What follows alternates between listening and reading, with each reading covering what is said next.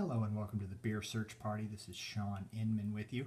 And for the month of June, we'll be reviewing two beers from Mike Hess Brewing out of San Diego. Now, I've had the opportunity to visit their tap room back when it was their first tap room before they moved, which I believe was in late 2013, early 2014 that they moved to their newer, bigger digs, which hopefully at some point I will get to visit. But thankfully, cans of their beer in the 16-ounce bigger cans are now out, and they have made their way to Los Angeles. So I picked up a couple at Sunset Beer, my go-to stop for all things craft. And these are the two that I chose to review. I didn't pick the rye IPA because IPAs, a lot of them have been done, a lot of them are being reviewed. Time to focus on some of the other styles that are out there and not add to the IPA centricity that is going on in the world of craft beer. So we're starting off with the orange honey wheat called Jucundus, however which way you decide to pronounce this one. It's an orange blossom honey beer with orange peel added to it. And right next to it is their Vienna style cream ale, Grazias. Now, don't ask me why the orange honey wheat is in a blue can and the Vienna style cream ale is in an orange can. Don't quite know why. Maybe it was just too obvious to put the orange honey wheat in an orange one. I don't know. But all that aside, let's see how this very light yellowish with almost an absinthian green tinge to it beer smells and tastes like, because that's what we're here for.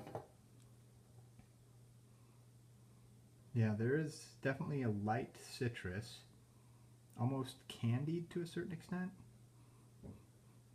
There is a sweet sort of honey thing in there, so far the truth in advertising on the can, 2 out of 3, definitely.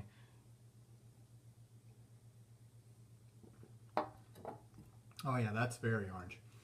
That is, oh, and then the wheat comes in right at the back. That is, well, now 3 out of 3. Yeah, that starts off with a really almost creamsically orange taste, but then that fades into orange peel, and then the wheat takes over, and it's wheat after that. 3 very separate tastes almost in a row. Now, some beers you get, it's a muddle, and it's hard to pick out flavors, or you have to search their way in the background. You have to let the beer warm up, whatever you have to do to sometimes find the flavors that are advertised on the can or the bottle. But in this case, that's right up front. I mean,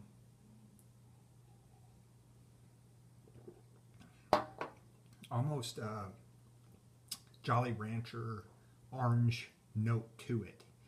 Not in a bad way, because it does fade off rather quickly, and that sweetness doesn't linger. All it does seem to add is a bit of the dryness that honey is known for adding to the back end of a beer. So it hits you and then fades away. It takes its little time on the stage and goes. So this is actually very interesting. I'm sort of digging on it right now.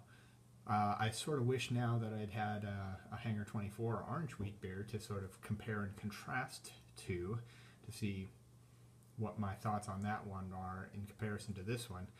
But no, this is a really solid. I mean, if you're looking for orange and honey, this is here. Yeah, it has a nice, lovely, light finish to it. And yeah, it just dries out, readies you for the next sip so you can get a little more orange going. So kudos to Mike Hess on this one.